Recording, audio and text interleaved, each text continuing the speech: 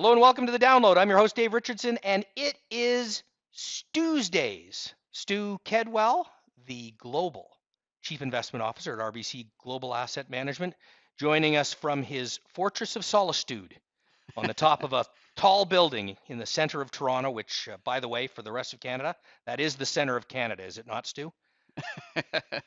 Well, I don't know about that, Dave. I guess it depends on which street corner you're on and who you ask. That's right, and I am absolutely joking for all of our listeners all across Canada, especially those fine people that I was spending time with in Saskatchewan last week, where you see the diversity of Canada, the different places. It's amazing. I'm on vacation, but Stu, you know what? I think I'm not sure how many people would think of this. Actually our regular listeners probably know this. There's nothing I'd rather do on vacation than be here taping Tuesdays with you. Like it's, the beach, the sun, don't need that. I just need you, Stu. Well, I guess to play on words, since I know what we're going to talk about, but I suppose a Tuesday trumps everything, right? Is that the? Oh, ho, ho. Well, there you go. And I'm thinking back as I'm thinking about today, an old movie, and we got lots of listeners who will remember this. Some of the younger listeners will go and have to maybe Google this one or go on the IMDb to find it. But the movie High Noon, which is one of the all-time favorite movies for presidents, and the basic of the story, well, you got Gary Cooper, who's a phenomenal actor, again 70 years ago, and Grace Kelly, who of course went on to be a princess, and they are in a town, and the sheriff Gary Cooper has locked up a really rough and tumble gang of outlaws, and they're getting released from prison, and they're going to arrive on the train at high noon to come and get Gary and seek their vengeance. And of course, Gary's got the decision to stand there when kind of everybody bailed out on him. He's kind of standing there alone and take his young family out of town, or and that's the choice he's got. And so presidents like that because they feel that isolation. I guess CEOs probably like think of that as well. They're sometimes alone, heavy as the head. They've got to make the big call, and it kind of reminds me this situation at 8 p.m. tonight. So by the time you're listening to this, you probably will know the outcome of what actually happens at 8 p.m. tonight. But we've got one of those lines in the sand, or yay nay, I think is the way you were saying it, which is, if there's a ceasefire or a deal made, well, you probably get a little bit of a relief rally in markets. If there is an escalation and bridges and power plants are being bombed as the threat is out there, then, the market could really go one way or another. And maybe it's not just for this situation, Stu. Let's take it more broadly than this, just Yeah. this particular situation. But sometimes investors are faced with that. They know that a decision's coming at a particular point in time. It's almost a 50-50. You don't know how it's going to work out. And how do I position my portfolio? Do I take action? Do I not take action? Do I adjust a few things? Are there any indicators that I can look at to help me make the decision? Because it's not like the way we'd normally invest, where we'd look at different scenarios that'll play out over time, maybe a few days, few weeks, few months, few years. This is happening, boom, now. What do I do? And I know, because of your experience investing, it you've got some ideas, I imagine, that would help investors kind of think through what they might Yeah. want to take a look at in a situation like this, because you faced them before. Sure. And we can go back. When I first started was the Canadian referendum on Yeah. whether or not Quebec would leave. Then we had the Asian crisis. We had the financial crisis. We had COVID. We've had not a chock a block full of episodes like this, but we've definitely had episodes that were highly dependent on a moment in time. Um, Yeah. and I think a couple of things. First, uh, it's human nature to worry about them. And some people will have adjusted their portfolios, one way or the other, going into them. And what they're trying to understand is the probability of it happening and the impact if it happens. And uh, so there's always a little bit of adjustment that might take place in that regard. But once the event, transpires, to your point, like if the escalation, comes and goes, and whether or not we actually get any conclusion to whether or not the escalation will have come and gone this evening, I think is likely the highest probability. But nevertheless, like if you're trying to handicap the different, scenarios, you have an understanding in your head of what might happen in the short term, and then you also have to have an understanding in your head of the mechanisms that are available to markets in the portfolio in the more negative event. And and so we don't spend a whole lot of time in what I call the shoulda woulda camp, Yeah, yeah, because no doubt, to a large degree, tomorrow there's going to be someone in the shoulda woulda camp, right? Like, yeah. you'll have wished that if it settles down, that maybe you put money to work, and if it doesn't settle down, that you had, taken some out. For us, we've talked in the past about our overall risk positioning, which is just slightly above neutral, and we have the ability to kind of add to it in the negative scenario. So you have four things inside the portfolio that are available to people. Then you've got central banks, which we know when we go back through COVID and the financial crisis and other things, where they're more apt to push liquidity into the system during a period of time like that, which initially is a shock absorber, but can often result in being an accelerant should good news flow.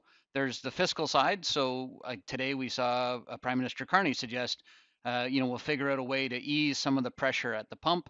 So, there's all sorts of things that come into play. For every action, there's going to be a reaction of some type. And we need to think through, all the things that, might take place around that event. And also remember how many people are in the sidelines trying to figure things out so that, things will get better. Even, watching this week, watching, ships start to pass through the Straits of Hormuz. One way or the other. People have, whether or not they were unmarked ships, whether or not they were paying a toll, whether or not they were doing all sorts of things. So, anytime you get an event like this, there's a high, kind of mental incentive to say, well, I'm going to get this just right now. Unfortunately, that is not as high odds as we would like to believe it is. So it's really like sitting there saying, okay, I've got all these things that are built into the portfolio process that I'm going to take advantage of, however this unfolds in the next couple of days and weeks. Yeah, yeah, and I think this is one of the reasons why we talk to investors all the time. I think one of the most common things that anyone does for people like yourself or myself who really care about investors and want to help them get better at investing. We always talk about time frames and time horizons, and there's a reason why we talk about focusing on the long term. It's not just something that we say so that people don't pay attention to what's happened to their portfolio in the short term. We can still look at the portfolio in the short term, but we want people to think about their results and think about the way they position their portfolios for the long term, right? Because in the long term, we've got a couple hundred years now of where over the long term profits go up at what 7, 8, 9% a year, and that's what leads the stock market higher over time. And it's not up 7 or 8% every year. Sometimes it's down a lot, sometimes it's up a lot. But when you straighten it all out, that's the way it works out. And the reason for that is you're going to come to times things will happen that are way beyond your control as an investor. Whether you're you as an investor, Stu Kedwell, in managing $800 billion, or me with a couple of bucks that I play around with on the side, we've just got no control over it. So again, you're not gonna be able to get it right every time, and that's why you focus on the long term, because in the long term things will be okay. It's like I tell my daughters, right? So my daughters will have, they're coming to exam season. Actually, your daughters, your both our kids are heading into exam season, And, I talked to my daughter on the phone last night. She's got an exam and she thinks this is the end of the world. This is the most consequential thing that will ever happen to her in her entire life. And Stu, you and I know because we're the parents and we went through that. I remember a sleepless night. I don't remember, but I know I had sleepless nights in grade 5 over some speech I had to do in class, and I can't even now remember what it was. But at that point in time, it was the most critical thing that ever happened. And of course, time heals all those wounds, and generally that's what happened in the stock market too. Yeah, I think that's it's bang on from a longer term standpoint, and I think the one last thing that you would remember as well is that you have a portfolio, and there's things in the portfolio that have done quite well, unfortunately, or not unfortunately, but unbeknownst to those companies, if you're an energy company, you're a fertilizer company, this has been a better time for your share prices. So, inside of a portfolio, there's lots of things to discuss. The permanence of higher commodity prices. Do the share prices reflect that? Could that be higher tomorrow? Is there a movement that could take place on your behalf to try and better the longer term outcome that sits in front of the portfolios? These are all decisions and discussions that take place in an ongoing way. Um, you know, it's a great line for today, but it's a great line in general. But is our morning meeting is every minute of every day. So Yeah. you're just kind of constantly juggling scenarios and rehashing variables and trying to think through not what will happen, but uh, if this happens, what would I do? If this happens, what would I do? Those types of decisions. Well, and I mean, literally for you, it does. Your morning meeting lasts 24 hours a day because you've got people working with you, managing portfolios, and they are spread all around the world. And they're professionals with lots of experience. They've been through situations like this, and so they're going to be able to respond as things are happening in real time, to take care of portfolios. 100%. And then we should mention you've got most Canadian investors are in a somewhat balanced portfolio, maybe 60% stock, 40% fixed income. I think the average Canadian is about 45% stock, 55% fixed income. And you would think if there's a real wide dispersion in terms of the results coming from this event tonight, that the bonds are going to provide some insurance if you've got a big downside in the stock market. Yeah, in the average Canadian's portfolio, there's bonds that would respond to the potential for a slowing economy. You might take a bit of time because of some inflationary concerns, but Yeah. that will kick in. You've got energy stocks, you've got gold stocks, you've got a variety of different things in the portfolio that already have buttressed you. Like it's almost remarkable to look at the performance of different asset classes and say, oh boy, like I actually thought it might have been worse based on everything we've seen. So um, every event is always very serious, and there's ramifications and a considerable amount of commentary around each phase of it. um, uh, you're just trying to kind of navigate what has proven to be choppier waters. Yeah, and Stu, I think one of the things that you've been talking about a lot, and by the way, you can on everywhere you get your podcasts, you can subscribe and follow us. Subscribe on YouTube. A lot of the podcasts are posted in video form on YouTube, so you can get access to that. Because Stu has a lot of things to say every week on Tuesday, which we prefer to call Stu's Day. And one of the things that you've talked a lot about before we even got to February 28th, but since as well, is that a number of things were in place coming into that first attack on February 28th that would have led you to be in a somewhat different positioning in your portfolio than you might have been a year ago at this time. And maybe refresh everyone on that. Well, you've had some concerns around the growth of private credit, which some of those loans and some of the liquidity that group of investments might provide as dampening a little bit.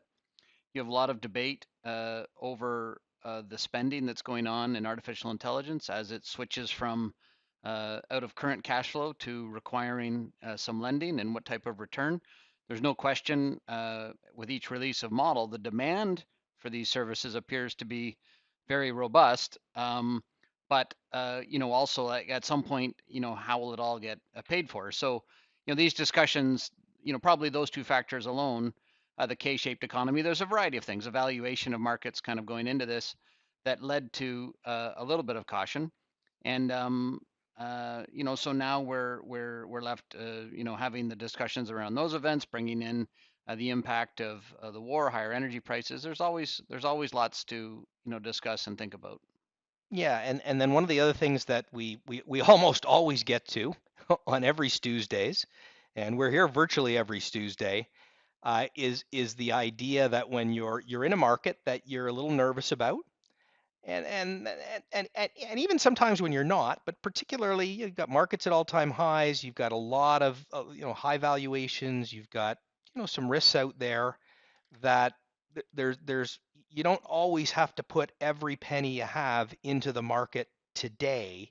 You can use a different approach, and I'll let you talk about it because I know you're a bit of a fan. Well, I do like dollar cost averaging. Nope. I do like that. It's a great tool. You mentioned, when you feel good, like sometimes dollar cost averaging is just as important when you feel good, Yeah. because when you feel good, markets are very elevated. Now there's some uncertainty. So, normally when there's uncertainty, that is the friend of the long-term investor. But when there's a variety of paths that sit in front of you, dollar cost averaging is just a great way to make an investment. A couple of weeks later, make another investment, make an investment, and kind of as the definition goes, you kind of get this average price that takes into consideration the volatility that we might see and provides you with an opportunity to benefit from the longer term outcome.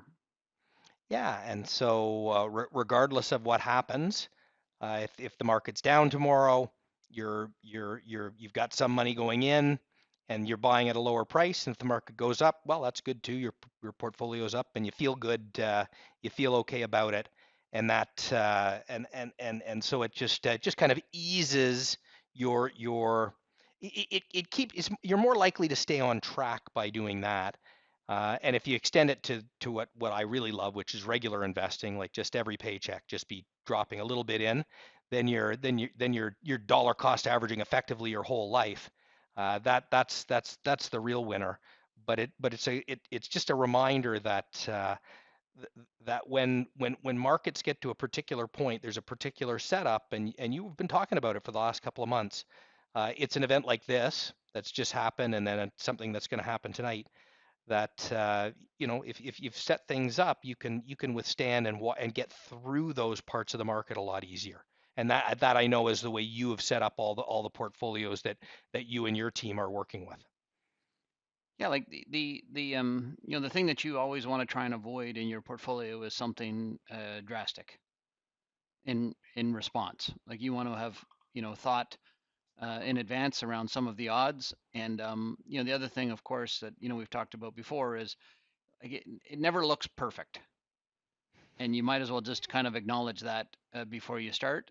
And by acknowledging that, it kind of allows you to make good risk adjusted decisions at each stage, and better the chances for that good long term outcome. Yeah, and again that big speech that you had in grade 5, or that big exam you had in university, when you're sitting like me at 59 years old, it's a distant memory. But I do know my portfolio has grown a lot over that time, and you've got the same experience, and so you can look when you're a little older, you can look in the rearview mirror, and you remember that those points in time, uh, they're bigger at the time than they ultimately are long term. Yep. Well, thanks very much, Dave, and we'll talk to you next week. Excellent. Well, we'll see you in London next week, Stu. We're looking forward to that. Looking forward to always seeing you in person, and safe travels. And let's see how things turn out tonight. You got it. This podcast has been provided by RBC Global Asset Management, Inc., RBC GAM, and is for informational purposes as of the date noted only. It is not intended to provide legal, accounting, tax, investment, financial, or other advice, and such information should not be relied upon for providing such advice. RBC GAM takes reasonable steps to provide up-to-date, accurate, and reliable information, and believes the information to be so when provided. You should consult with your advisor before taking any action based upon the information contained in this material. All opinions constitute our judgment and are subject to change without notice. The information presented here is provided in good faith without legal responsibility. RBC GAM reserves the right at any time and without notice to change, amend, or cease publication of the information.